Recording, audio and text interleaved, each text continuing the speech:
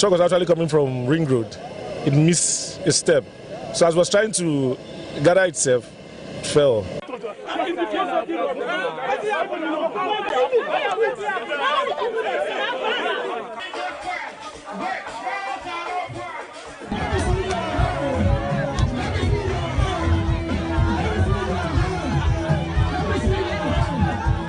What we are witnessing these days, it is something we can no longer understand. They should stop telling us and promising us all those promises are fake, giving us this sense of promises are fake. We don't want it anymore.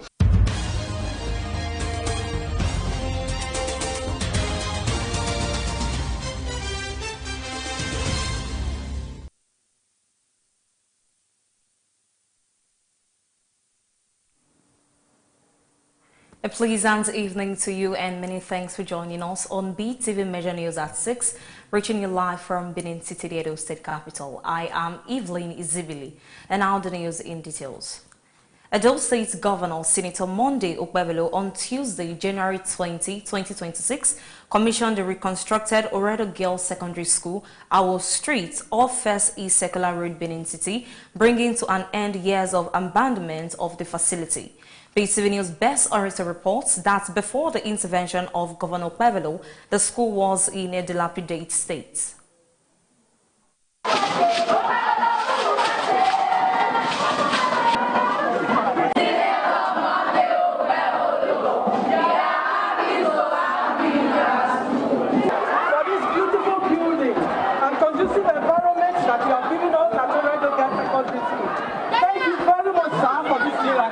We appreciate you. Governor Monday Okpebholo was warmly received by jubilant students and staff of the school who expressed gratitude to the Okpebholo-led administration for reviving what they described as a long-abandoned project and restoring hope to the learning environment. Speaking during the commissioning, Governor Monday Okpebholo said the visible improvement in staffing and infrastructure at the school was a clear indication that his administration's intervention in the education sector was yielding results. The governor said one thing that gives him joy is the number of teachers in the school. He explained that some time ago, when he visited the school, he saw just 2 or 3 teachers, but at the moment there are over 20 teachers in the school. He further assured the school community of government's commitment to addressing outstanding challenges, particularly power supply. One thing that gave me joy today is the number of teachers I'm seeing in this school, because I remember some time ago I came to one of the schools, I saw just 2 or 3 teachers, but today I'm seeing over 20. That shows that we are on the right direction. Going to keep the light into this school.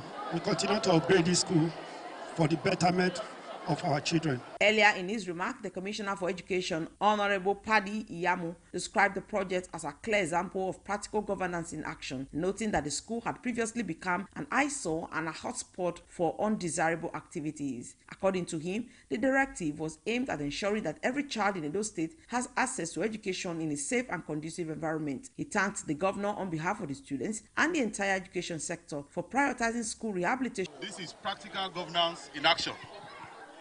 When His Excellency the Governor came into office, you know, this place was like an eyesore. It was a den of nefarious activities. But the Governor gave the clear instruction. Having pronounced the state of emergency on schools, he gave the clear instruction that every child in Edo State must go to school in a conducive environment. And what you are seeing today is a testament of a governor who is committed, a testament of a governor who is passionate about every Edo child. So today we are happy, and on behalf of the children, sir, we want to say thank you. On behalf of all the teachers, the parents in Edo State, we want to say thank you. The commissioning of the reconstructed Oredo Girls Secondary School is part of Governor Okpebholo's broader agenda to revamp public schools and improve the quality of education in Edo State. Best Orator reporting for Beetv News.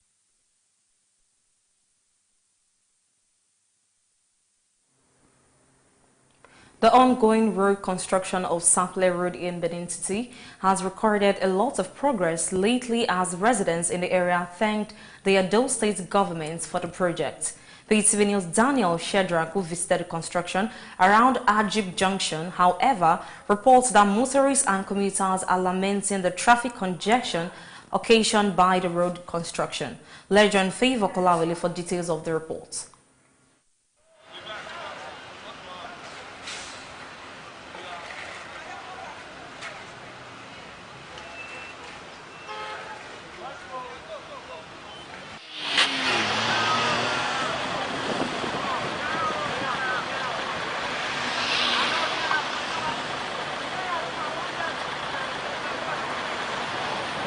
The saying that nothing good comes easy is the situation at the ongoing construction of Sapele Road. The construction work has progressed significantly, signaling a major improvement in the city's infrastructure. The project aimed at easing traffic flow and enhancing transportation across the area. But before then, motorists have to go through Herculean task of navigating the road. For some persons, the daily traffic situation is affecting everyone plying the road. They appealed to the state government to prevail on the tractor handling the project to expedite action. Now they 1-4. Now see the road. If they tell us make fast, as you see this sound now, so when they shift and go front, motor go they see and they pass. Now with the pass back road now, our motor knife so spoil this spoil. Now the government is supposed to come and check this road, no eye the movement they be. However the situation, some residents are thankful to the Edo State Governor, Senator Monday Okpewolo, for the developmental stride. They expressed the belief that the pain of today occasioned by the construction will be forgotten tomorrow once the project is completed. Then they go, then they pay well, no play with the job. You understand? To work, then they move. Any this thing, then they delay everything. Any material we use work, then they down and they buy enough. So now only work we remain only in the zone and the maintenance. Everything government and the arrange. Everything then they down. For some of the casual workers, the perceived delay is due to the attitude of some community members who are not cooperating with them. So since we don't go far for the work, but community, they know how to do this work. When we start work, they will come block us. We know they feel work, we go come start work, leave them. May government help us, because those people, they know they let us work. Our work for don't go far now. They know they help us. May government help us. We want them. May they no come they disturb us for our work. The Sapele Road construction is one of the major road construction by the Okpewolo administration. That there is no doubt that the gains of tomorrow will outweigh the pain of today. Favor Kolawole reporting for Beetv News.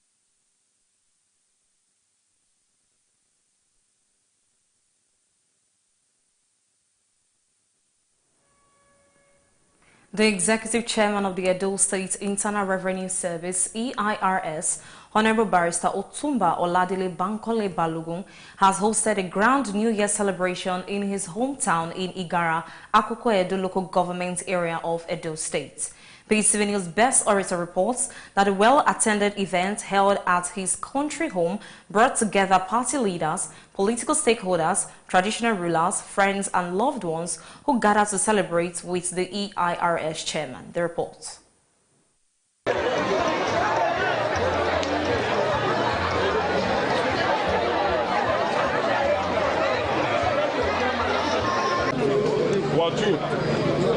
The New Year party organized by Honorable Barrister Otumba Oladile Bankole Balogun provided an opportunity for the Edo Internal Revenue Service chairman to reconnect with his people and express gratitude for their steady support for him over the years and for their prayers and support for his boss, the executive governor of Edo State, Senator Monday Okpewolo. In his address, Otumba Balogun conveyed the goodwill message of the state governor, Senator Monday Okpewolo, noting that the governor is pleased with the people of Akoko Edo and remains committed to their welfare. He assured residents that the governor will continue to look after the interests of the entire Akoko Edo people. We're very happy with us in Akoko Edo. He has always been, and it is our job. As you said, 2027.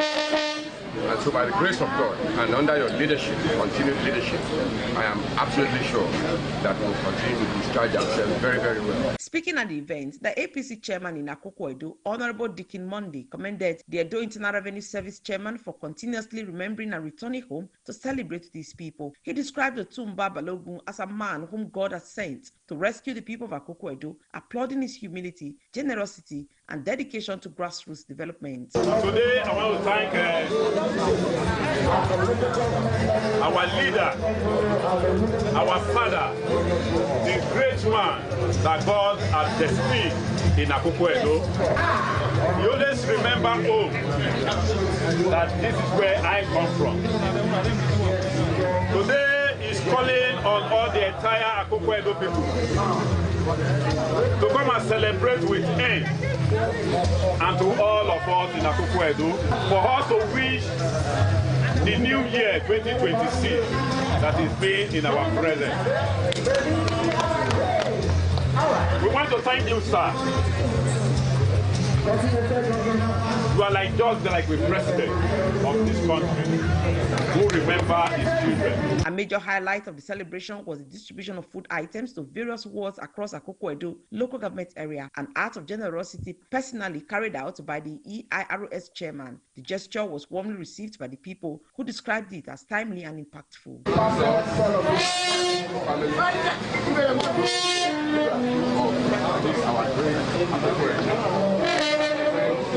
These items, the rice, the food, the garri, everything there. There's clothes for the women, and of course there's campers for the leaders. So I present this in the name of the Father, and of the Son, and of the Holy Spirit.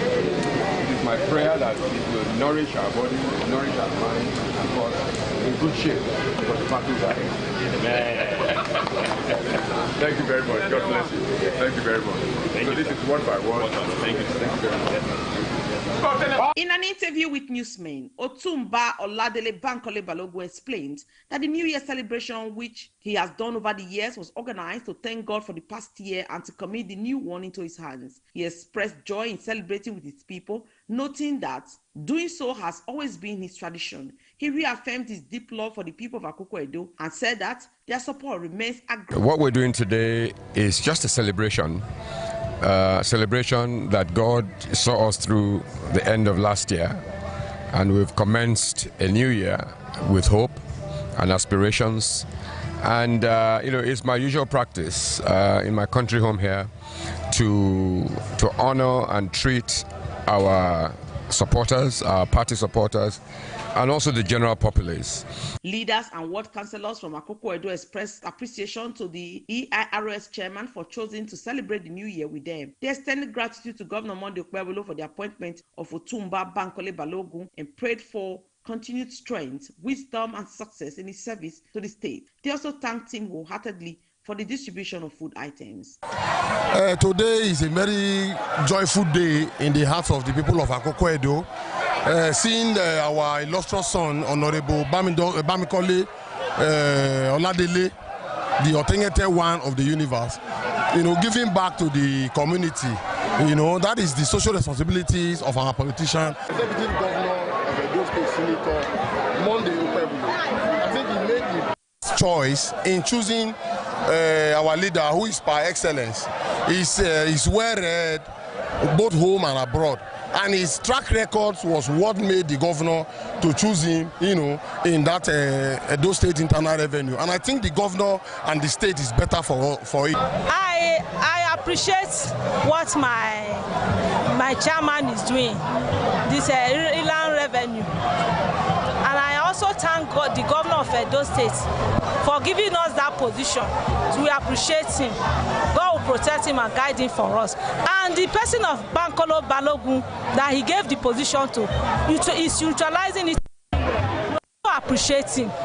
You can see numerous people from Akoko Ward, villages, hamlets in his premises.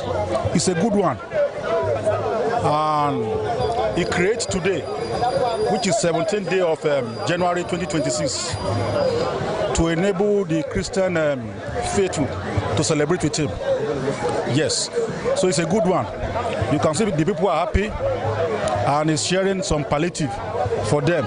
Traditional rulers present at the event offered prayers and thanksgiving, appreciating God for the gift of a new year. They commended the Edo Internal Revenue Service chairman for celebrating with them and expressed their gratitude to the Edo State Governor, Senator Monday Okpebholo, for entrusting him with the leadership of the Edo Internal Revenue Service, noting that it was a well-deserved appointment. We are all proud of him, and we celebrate with him, and we thank God for seeing us to another year, 2026.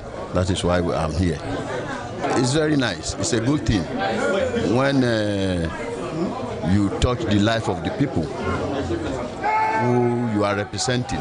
That means is thinking of the good people of Akoko Edo. He has the people at the back of his mind, which is very good. I think the news is everywhere.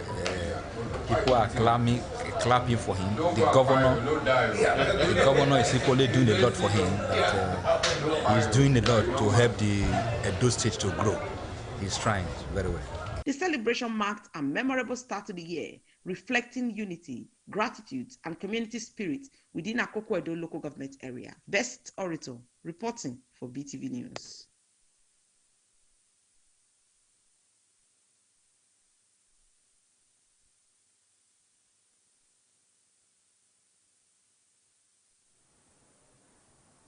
Preparations for the second Niger Delta Games is gathering momentum as organizers brief journalists in Benin City on plans ahead of the regional sporting event scheduled to hold from February 20th to 27, 2026. BTV News' Zainab Mohammed reports that a press conference organized by Dunamis Icons Limited in collaborations with the Sports Writers Association of Nigeria Edo State Chapter provided insights into logistics, athlete participation, facilities, and the broader objectives of the game.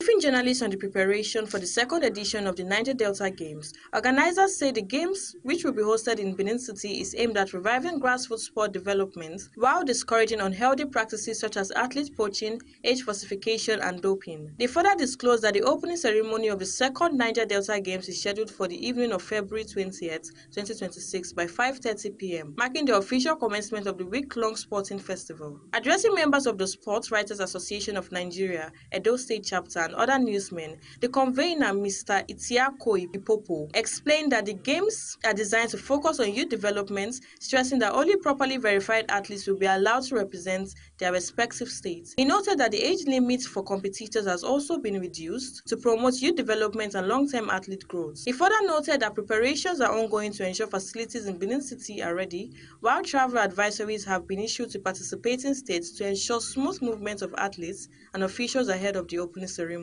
I will agree that what we have also seen is that many states have used that as an opportunity to engage in poaching and buying of athletes, which to my mind, I believe is wrong, unacceptable, because every community across the 9, in quotes, Niger Delta states have people capable of being groomed, trained to represent this country.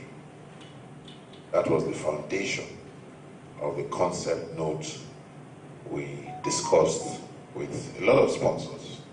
There was NEDC that came through at the end of the day. Today we have the competition in Edo State. We hope, and we are getting ready. I'm sure you are beginning to see some of the signs. It's taking place from the 20th to the 27th.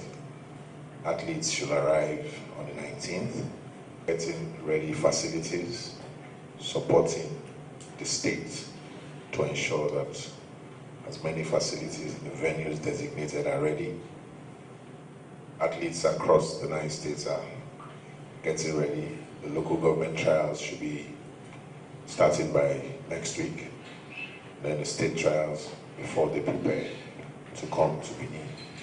And we hope that we're able to reignite the spirit of Delta and ensure that our people begin to enjoy sports again by ensuring that younger ones with hope for the future are produced in these games. Responding to questions on athletes' eligibility, he explained that strict verification processes have been put in place to ensure that athletes genuinely represent their states, stressing that cheating of any form will not be tolerated. There's a case going on now between 2 states whose athletes are in another state, and they are calling them back. That if you don't release them to us, it's a serious issue, and we need to take it seriously. There are talents in the local government, and I'll tell you why we believe very strongly. So we have devised means of catching them. Now they are talking, they are all gossiping themselves now. And we'll get the results at the right time. But we have devised means to make sure that it is state for state athletes as much as possible. On the economic impact of the Games, he noted that the influx of athletes, officials and visitors will boost local businesses, tourism, transportation and hospitality, while cultural and entertainment activities have also been lined up to complement the sporting events. A lot. The economy of the state will go up. And tourism, we are having a cultural night. We're getting artists to come and play comedy, music. One of the days, I think that's the 25th night. It's going to be an interesting evening, relax. It's part of our cultural part of what we are doing. So when you say how they'll benefit, that is how they'll benefit.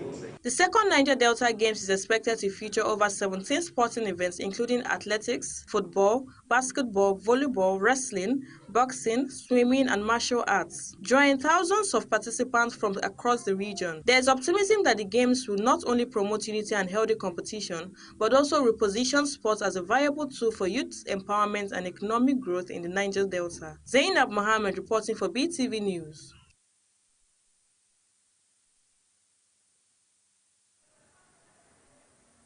The Honorable Pius Alile Coalition Initiative, PACI, in furtherance of its earlier publication on the 2026 Empowerment Program, has formally announced the selection of 10 additional individuals, bringing the total number of beneficiaries in the first batch to 70 persons.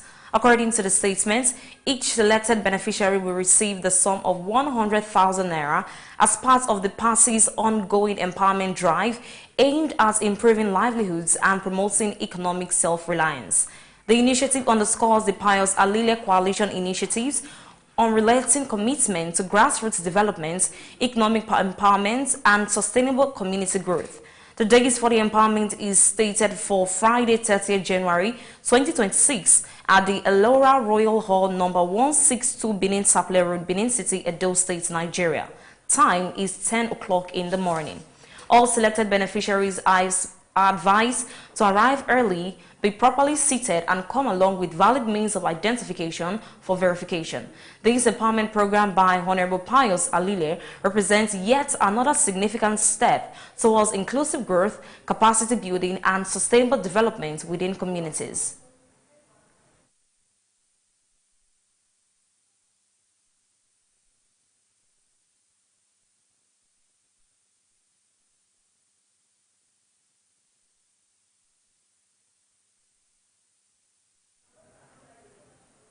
A recent market survey conducted across major building material shops has revealed noticeable changes in the cost and demand of construction items in parts of Benin City, as traders disclosed that prices of some materials has dropped while patronage has also declined. Beetv News Favor Kolawole, who visited different building material shops, observed that the cost of items such as zinc and nails has depreciated, while some other materials still remain on the high side. Findings by Beetv News have shown that products including net, iron, zinc and plumbing accessories previously affected by sharp price increases are now selling at slightly lower rates compared to previous months. However, certain hardware products still maintain high market prices. Although prices typically drop every January, traders confirm that patronage also reduces around this period. According to them, the decline in cost is largely influenced by seasonal factors and reduced construction activities at the beginning of the year. Despite this expected trend, customers are not purchasing as much as before, leaving many sellers concerned about poor sales. After the Xmas and New Year period, so we just resumed office last week. So recently, in terms of prices, like some products, some prices has been down, while some, especially those ones that is being manufactured in Benin here, so some of them are up because most Chinese companies have not resumed offices. So that we're having some increments in some prices. Like main product that has been manufactured in Benin here, like maize, zinc. So those prices are high a bit. Maize and zinc, so the prices are high. So but all other imported materials, so the prices they are a bit. They explained that the continuous price fluctuation recorded in recent months have made customers hesitant, causing many to delay their purchase plans. Some traders added that the unstable market situation has caused them to lose customers to alternative markets or cheaper substitutes. The cost of building material normally has increased, though some prices are going up while some are reducing. Like the zinc now, we sold let me say October, it was 17,000, but now the price has reduced. So in ROSP, which is the lowest zinc, my boss bought, we are selling that at let me say 37,000, but the price has reduced, which is giving us loss at this business right now. So the business somehow is going up and is going down. During December 10, we really lose a lot of customers. Why? Because the price is not stable. So some of them are not buying it, because some are buying at, let me say, 30. Before you know it, the goods will reduce to 20. So they are selling at loss. So for now, the market is not stable now.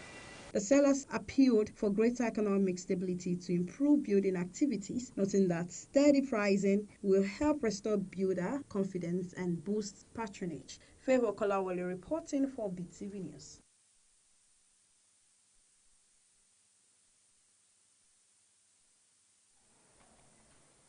Monday marked the opening of the World Economic Forum in Davos, Switzerland, with Nigeria taking the global stage to send a clear message. The country is open for value-driven investment beyond oil. The report. World leaders and investors gathered in Davos for the opening of the 2026 World Economic Forum. Nigeria unveiled a renewed economic push with solid minerals taking center stage. Leading the Nigerian delegation, Vice President Kashim Shettima inaugurated the country's first ever Nigeria House, a sovereign pavilion designed to showcase real investment opportunities, particularly in the solid mineral sector. For the first time in our nation's history, Nigeria stands at Davos with a sovereign pavilion of its own. Nigeria House is a response to the lapses of the past. It reflects our intentions. It reflects our seriousness. It reflects our commitment. Above all, it advertises both our readiness and our resolve to take a frontline seat in the discourse of the global economy. The Minister of Solid Mineral Development used the platform to launch an investment playbook outlining bankable opportunities aimed at rebuilding investor confidence and driving economic diversification. Representing the ministry, Permanent Secretary Engineer Farouk Yufiano highlighted sweeping reforms focused on value addition aimed at moving Nigeria from exporting raw material to processing them locally. We see it as a platform where Nigeria constructively engage with global partners. We also see it as a space where policy hopefully meets capital, where ambition meets execution.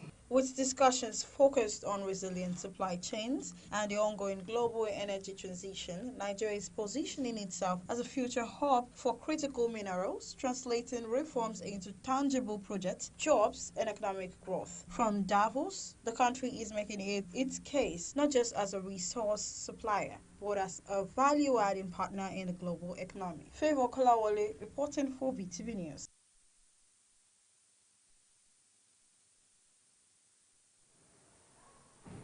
The National Primary Healthcare Development Agency has inaugurated a new National Emergency Operations Center team to tackle polio in Nigeria.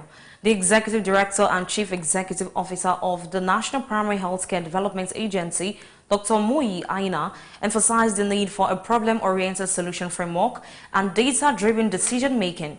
He noted that the 36-member team is expected to deliver effective responses with a strong focus on action and results. The National Emergency Operations Center, established in 2012, serves as the central hub for managing and coordinating polio eradication activities in Nigeria. For the polio program at the NUC, all of us will weigh in All of our institutions have capabilities and contributions to make. All of our friends and other working group members, will provide input.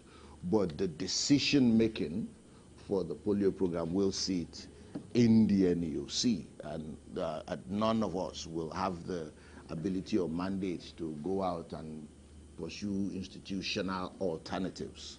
I strongly believe that if we're able to do this, the road of polio virus interruption is going to be smooth and easy for us. But let me say clearly that, of course, there will be challenges along the line. But with teamwork, dedication, we will get there. We are assuring you we are going to work as a team based on the guides of this reforming. Strong accountability, data-driven decision-making.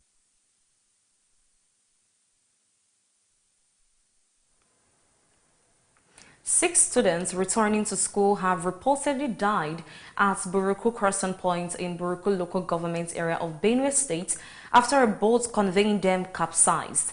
The incident occurred on Sunday night as the victims and other passengers were being ferried across the river Benue from local government area of Buruku.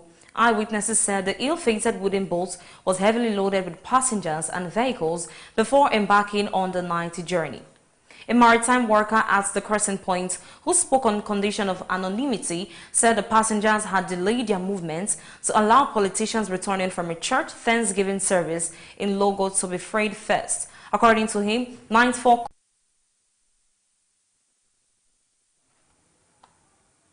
operatives of the Department of State Services, DSS, have arrested the Attorney General of the Federation and Minister of Justice, Abubakar Malami. His arrest, according to sources in the secret police, borders on fresh allegations of terrorism financing. Security sources says Malami, who is standing trial before a federal high court on allegations of money laundering, was on Monday taken into custody by security operatives shortly after his release from the Kuje Correctional Center, Abuja. The source disclosed that DSS operatives picked him up immediately after he exited the facility. Officials of the Nigerian Correctional Service confirmed that Malami was released after perfecting his bail conditions. Efforts to obtain official comment from the DSS remained unsuccessful as of the time of filing this report. The release of the former AGF followed the granting of bail on January 7, 2026 by Justice Emeka Winte of the Federal High Court, Abuja. The court granted bail to Malami, his wife and his son for 500 million naira each, with strict condition. Each defendant was required to produce two sureties with verifiable landed property within Asokoro, Maitama, and Gwarimpa, deposit property documents with the court, and submit affidavit of means.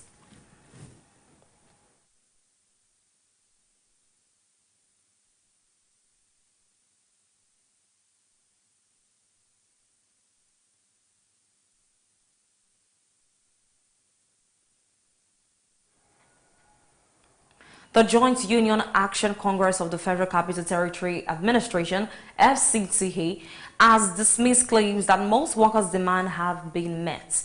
A media aide to the Minister of the FCTA had earlier stated that 10 of the 14 demands were addressed, with work ongoing on the remaining 4. According to the aide, top FCTA officials held several meetings with union leaders.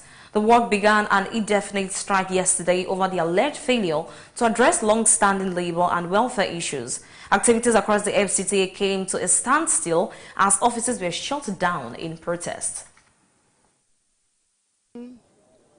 For this strike is because we want to call the attention of the management of FCTA to certain grievances, quite a number of them, that we've tried to resolve, but it has not happened in a while.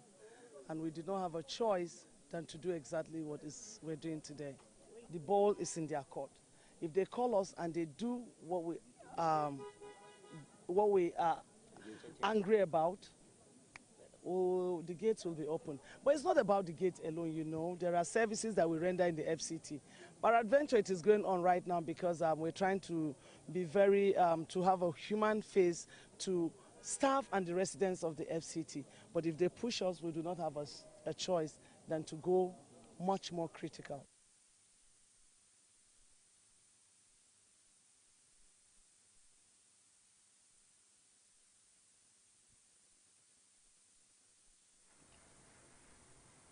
Property worth several millions of naira were destroyed in the early hours of yesterday when fire gutted a one-story commercial building on number 3 Osundaro Street off Medical Road in the Ikeja Computer Village area of the state. The reports. Traders at the popular Computer Village market are counting their losses following a fire outbreak that gutted part of the market on Tuesday. The one-story commercial building housing computers and accessory dealers on Osundaro Street was ravaged by the fire, destroying goods and properties worth millions of naira. One of the affected traders shared the account of the incident. Devastating experience. My office is there, as you can see. My office is the second office there. Everything. Yesterday we offloaded. The worth of goods that were destroyed cannot be estimated as of now because we need to put our head together to actually estimate and calculate what we have. It's a terrible experience. In the morning, they said they brought light and they saw spark on this particular floor, this window here. Okay. So they said they saw spark and they called one of the stakeholders on the building, and before they could rush down, they could not control it. Security personnel in charge of the building confirmed that they alerted the fire service in the early hours of the morning.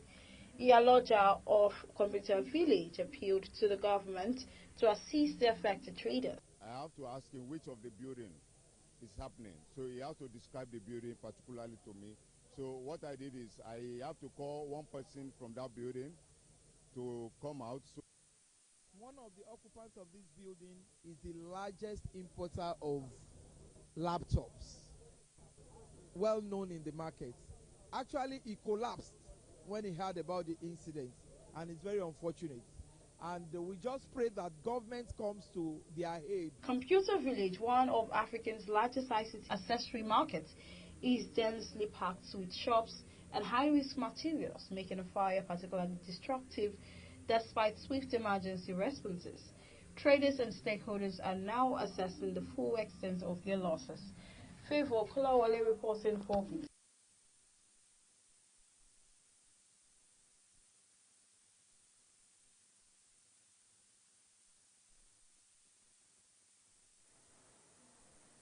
The former Minister of Petroleum Resources, Daizani Alison Madueke, has appeared before the Southwark Crown Court in London, United Kingdom, on Monday for the preliminary hearing of her bribery trial. The hearing, which included procedural materials, matters and the state of jury selection, took place ahead of the full trial scheduled to begin on January 26, 2026.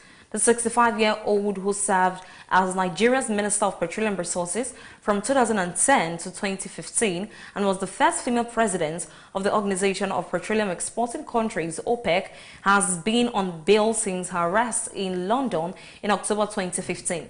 She has denied all 6 charges against her.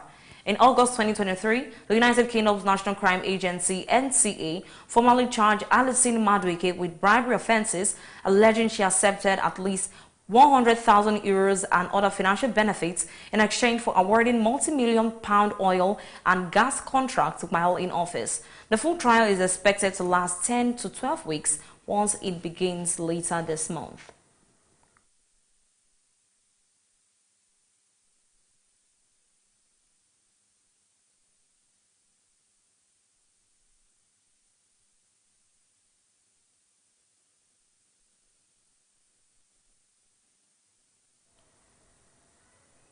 We'll take a quick short break and we'll be right back shortly. Please stay with us. I am Amadi Desmond Enabulele, the Executive Chairman of Edo State Sports Commission.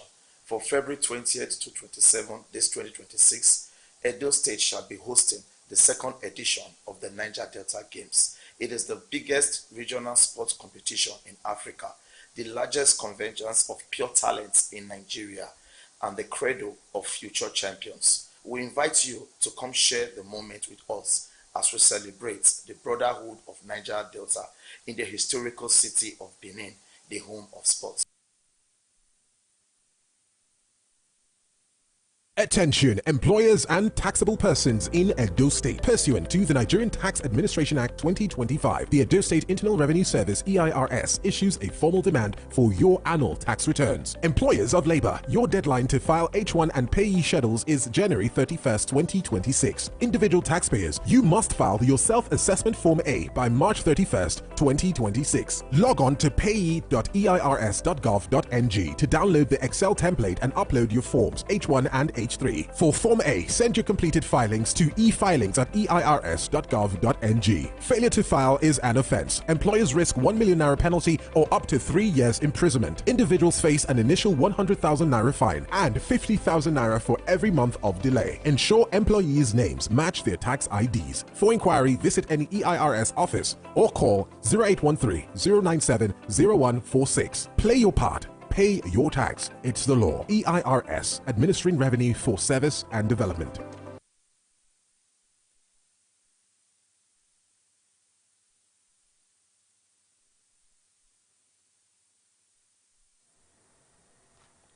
Welcome back and thank you for staying with us. And now to the business news. The federal government has proposed a total allocation of 87.31 billion naira for the Ministry of Aviation and Aerospace Development and its agencies in the 2026 appropriation bill, with the bulk of the funding directed towards capital expenditure. Details of the budget proposal shows that 70.19 billion naira, representing more than 18% of the total allocation, is earmarked for capital projects. At the same time, 14.78 billion naira is set aside for personnel costs and 2.34 billion naira for overheads. The reports. Documents contain no provisions for retained independence revenue or aid and grant funding. The Federal Ministry of Aviation and Aerospace Development received the highest allocation of 50.65 billion naira, with 48.55 billion naira for capital projects. Personnel and overhead costs were budgeted at 1.35 billion naira and 745.74 million naira, respectively. The Nigerian Meteorological Agency was allocated 11.84 billion naira, with personnel costs accounting for 9.15 billion naira, overheads 393.73 million naira, and capital expenditure 2.29 billion naira, highlighting the agency's labor-intensive operations. Domestic refineries on Tuesday declared that they have capacity to supply more fuel into the local market this year than importers did in 2025. The Crude Oil Refinery Association of Nigeria told newsmen that its members, including the Dangote Petroleum Refinery, have the capacity to supply all the fuels needed by Nigerians without recourse to importation. Report says that petrol importation remained the dominant source of fuel consumption in Nigeria in 2025, accounting for 62.47% of the country's total premium motor spirit consumption. Stocks, United States long-dated treasuries, and the dollar declined sharply on Tuesday as investors reacted to renewed trade tensions between the United States and Europe, according to the move. Reversed gains seen earlier in the week reflected heightened market uncertainty. Reuters reports that President Donald Trump renewed threats to impose tariff on European imports triggered a repeat of the sale American trade seen after last year's April tariff announcement, with investors pulling back from U.S. assets. Wall Street key guard of investor anxiety. The CBOE Volatility Index rose as much as 1.9 points to an 8-week high of 20.69. Reuters added, the S&P 500 index dropped 1.1% to 6,859 points. Favor Kolawole reporting for Beetv News.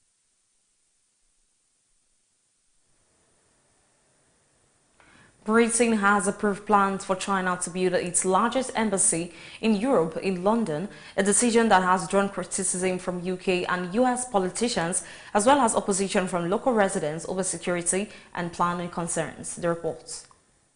The proposed embassy will be located at the former Royal Mint site near the Tower of London, a historical, sensitive and high-security area close to key financial and government institutions. Once completed, the complex is expected to become China's biggest diplomatic mission in Europe, significantly expanding its diplomatic footprint in the United States. The UK government said the approved followed a detailed planning and security review process involving multiple departments and agencies. Officials maintained that the national security considerations were fully assessed and that appropriate safeguards would be put in place to address any risk associated with the development. However, several British lawmakers have warned that the scale and location of the embassy could pose intelligence and security challenges.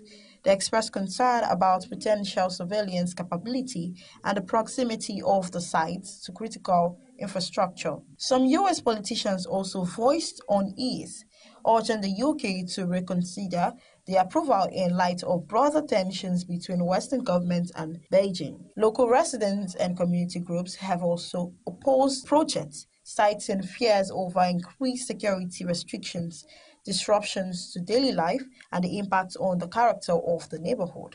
Protesters previously gathered near the site, arguing that the embassy's size and security perimeter could effectively turn part of the area into a heavily controlled zone. China has welcomed the decision, describing the embassy project as a symbol of strengthening diplomatic relations between China and the UK. Chinese officials said the new embassy would improve consular services and facilitate deeper cooperation in trade, culture, and diplomacy. The approval comes at a time when relations between the United Kingdom and China remain complex, shaped by disagreements over human rights, security, and foreign policy. Alongside continued economic engagement, the embassy will be situated in London, reinforcing the city's status as a major global diplomatic hub. Construction is expected to proceed in phases with continued monitoring by UK authorities. The government have indicated that it will keep security arrangements under review as the project moves forward amid ongoing domestic and international scrutiny. Favour Kolawole reporting for Beetv News.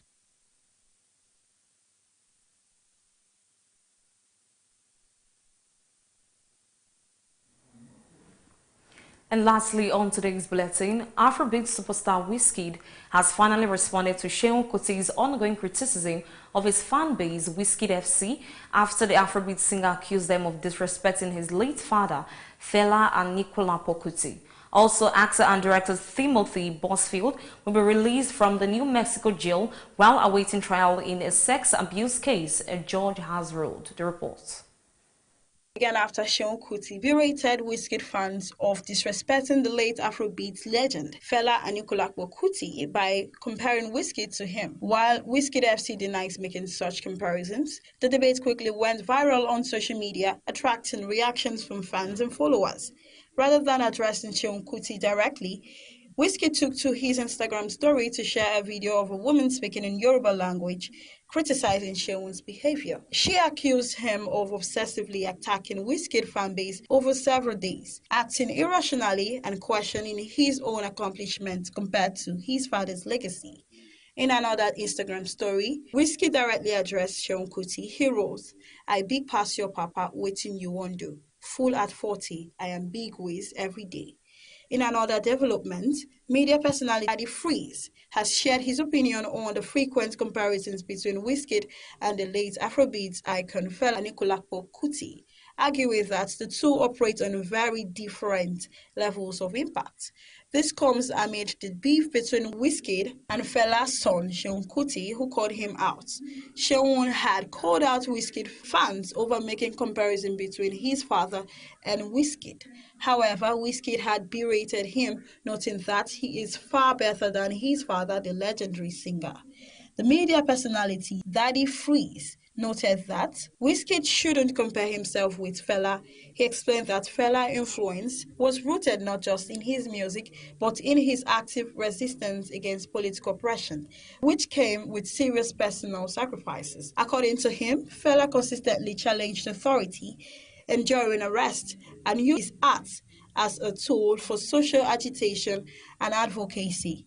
Daddy Freeze noted that Fela's legacy was built on courage, activism, and a willingness to risk everything for the freedoms he believed in, stressing that these elements are what truly defined him beyond his musical achievements. Actor and director Timothy Bushfield will be released from a New Mexico jail while awaiting trial in a sex abuse case a judge has ruled. The Emmy-winning actor, who surrendered to local authorities last week, is accused of sexually abusing two boys on the set of a TV series he directed and produced. Busfield, 68, has denied the allegations. Prosecutors had sought his detention, arguing there was a pattern of inappropriate behavior that culminated on the set of The Cleaning Lady, a series filmed in New Mexico. Busfield's wife, actress Melissa Gilbert, was presented in court on Tuesday and broke into tears as the judge delivered the ruling. Judge David A. Morphin authorized Busfield's release on the actor's own recognizance and without bail, with the requirements to appear at all future court dates. The West Wing actor's defense team submitted more than 70 letters from people vouching for his character and said that he underwent and passed a polygraph test pertaining to the allegation against him. Favor Kolawole reporting for BTV News.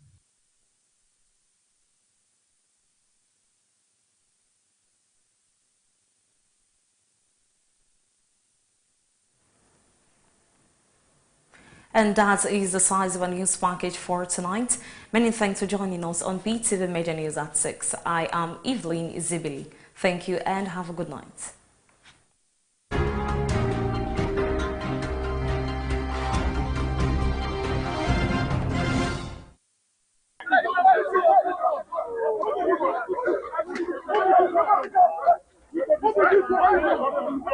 Thank you.